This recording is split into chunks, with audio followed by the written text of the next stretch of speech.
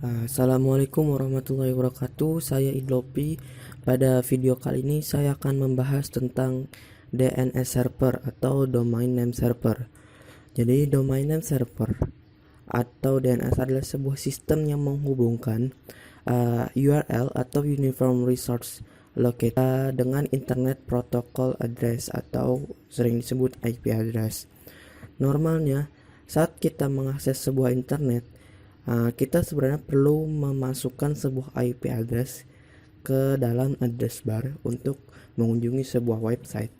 Tapi dengan adanya domain name server, kita tidak perlu memasukkan IP address untuk mengunjungi sebuah website. Kenapa?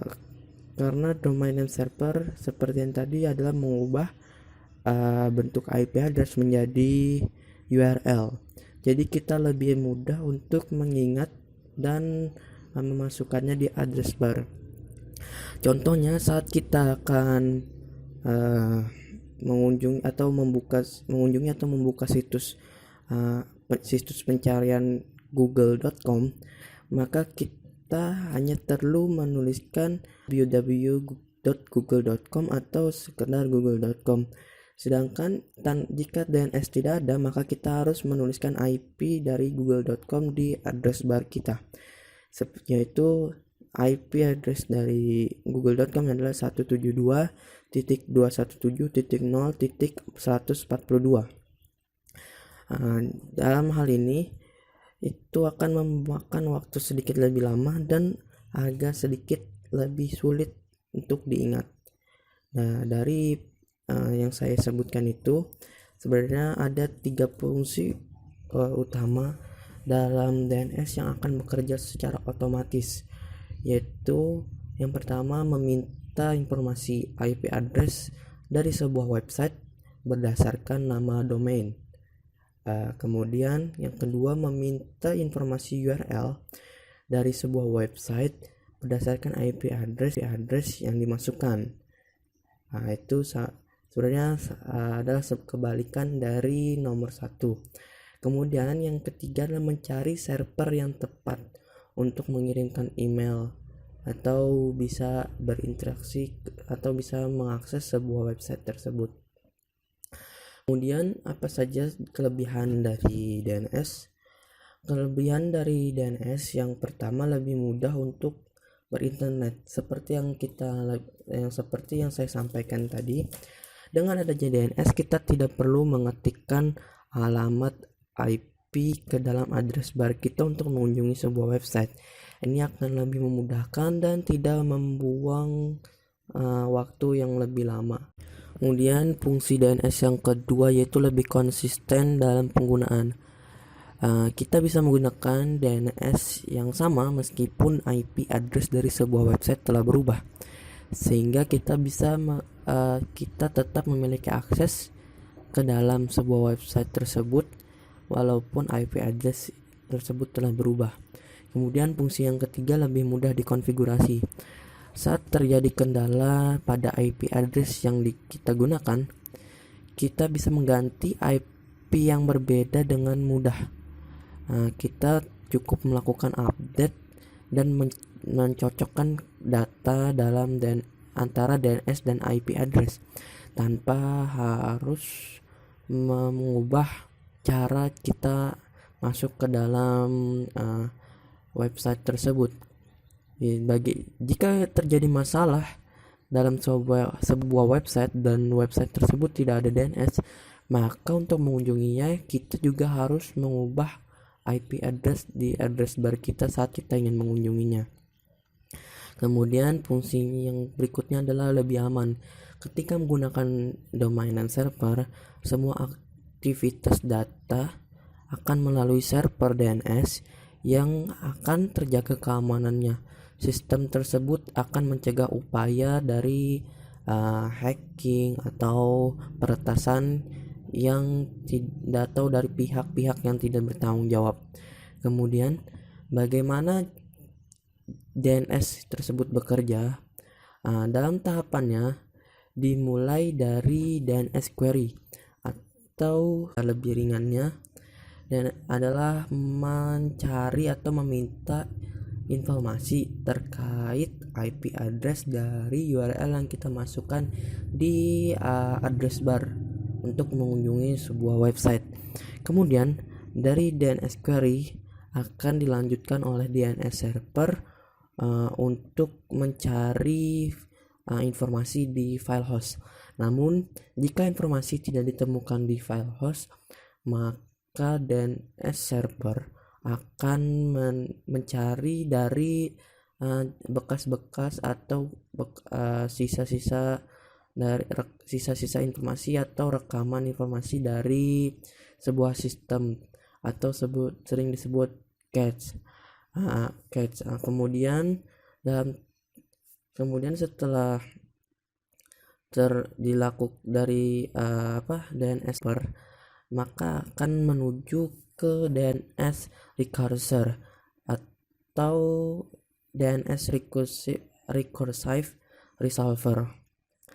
DNS recursive merupakan tahapan pertama pencarian informasi. Ketika user telah memasukkan URL atau tadi DNS query dan tidak menemukan hasil yang valid di cache oleh DNS server, maka sistem akan mencari informasi yang tersimpan atau terekam di cache milik internet service provider atau penyedia layanan internet milik kita. Kemudian katakanlah atau kita bisa, jika tidak ditemukan informasi yang kita cari di internet service provider kita, maka kemudian sistem akan mencari informasi yang Anda butuhkan ke root name server. Root name server merupakan semacam database yang menjawab pertanyaan soal antara nama domain dan IP address. Namun sebenarnya dari root name server ini tidak memiliki jawaban yang tepat terkait informasi yang dicari. Akan tetapi server ini atau root name server ini bisa meneruskan permintaan informasi kita ke pihak yang lebih mengetahui. Di dunia ini atau di dalam internet dunia terdapat 13 root server yang bekerja. Root server ini terurut secara